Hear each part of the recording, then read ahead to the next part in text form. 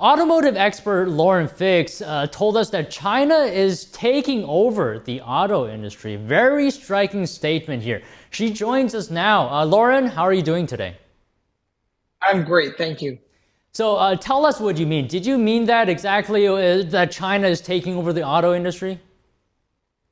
They are, and how they're doing it is actually very creative and very intelligent. And they've been working on this for a long time.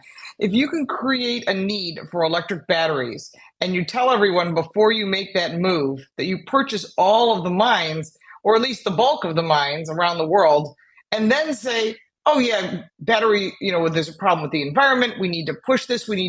Everyone needs to go with electric cars. And then who's the first one to come up with the electric car? Well, they are, although Elon Musk is the first one here. And now they're pushing the fact that if you need these batteries, you need to get the components and the parts from us. And we've offshored so many components and parts to China that belong in domestic cars, German cars, Japanese, Korean cars, that, before we can even go out on our own and produce these products. The problem is that China's already got a stronghold. And once you blaze a trail in any industry, it's very difficult to get in front of the leader. And they know that. And what they've done also, which is extremely interesting, is they reached out to the Russian government and said, hey, listen, you're building Ladas and cars that, aren't really selling. How about we supply you with cars? Well, now 100% of the cars sold in Russia are Chinese cars, and they're not electric cars. They're combustion engines. They're not hybrids. They're gasoline powered. And so I found that very interesting. So they're controlling the market and they're controlling what's out there. And if you want to build in China, great. We'll be thrilled to have your plant. But here's the thing, Don, you have to give half of the ownership up to the Chinese government. And so that's what Tesla did. That's what Volkswagen has done for the plant that's there. Audi has done it. Other brands have done it. Ford has done it. Many have left. Some have stayed. But you're seeing even like, for example, Volvo, they have the new EX90 and they're building vehicles there. But China owns half of that plant, and it's an all-electric three-row SUV. So you mentioned Volkswagen here. Can you tell us exactly what happened to the company? Well, sure. Volkswagen kind of messed it up themselves, to be honest with you. Back in the early 2000s, they came with diesel, and they showed us through the mileage marathon event, which I was at, and it was absolutely fantastic, and why I still own a diesel SUV. They showed us that you can get 55 miles to the gallon. Consumers scooped them up as quick as they could. At some point, some engineers promised something that they could take out what's called AdBlue. It's an additive that's put in the exhaust to reduce the exhaust so it doesn't damage the environment. Well, they promised they could build a vehicle without an AdBlue tank. Well, the problem was they overpromised and underdelivered and produced products that cheated the system, and they got caught. And because of that, which we call in our industry Dieselgate, diesel was no longer available in the US. Other brands got questioned and fined as well. And actually, one of the German people who were in charge of this diesel program is going to be in court in the next couple of weeks. So I'll be watching and monitoring that as well. But the bottom line was they were forced to build electric cars. Consumers like the thought of it. They like the low prices coming from Volkswagen. You still get the Volkswagen technology and fun to drive.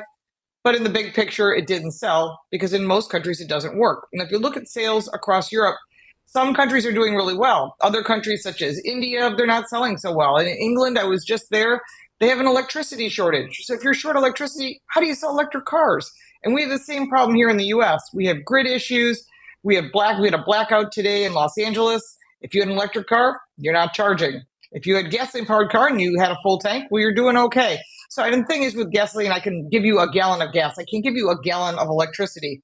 We also have a problem here in the US, and it's starting to reach around the world with copper being stolen from these charging stations, which are the line that goes from the charging station to the car. They're clipping them off and they're selling the copper because copper is so expensive. So again, there's a lot of factors that weren't involved: the cost of owning the vehicle, the insurance, the limitations on how far you can go and where you can charge have frustrated a lot of North America. And so we're watching sales drop here in the US, drop in Europe.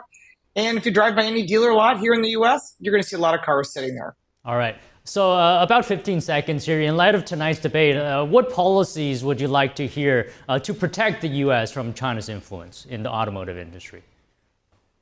Well, I want to hear the truth. And the truth is what I hear is coming from President Donald Trump, where he's talking about he's going to put tariffs on not allowing Chinese vehicles in here because it will destroy our market like it did with Germany.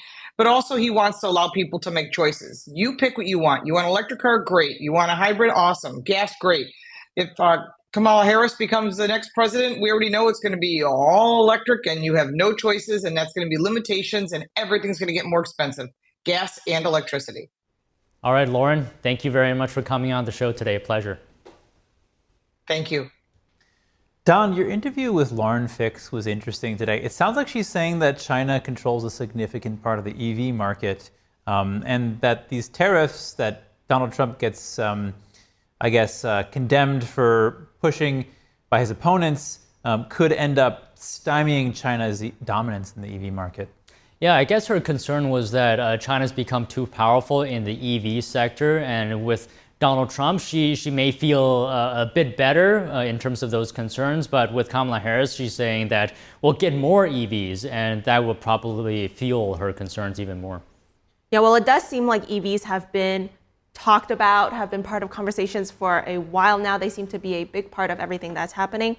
And it seems that everything is coming back to this election, right? Even just then in your interview with a car expert, she was referring to the presidential candidates. So with the presidential debate tonight, maybe they'll have a question about that. Who knows? Yeah, I mean, we are just a little over 50 days until the election, and it's one of the most heated elections in my lifetime, aside from the 2020. So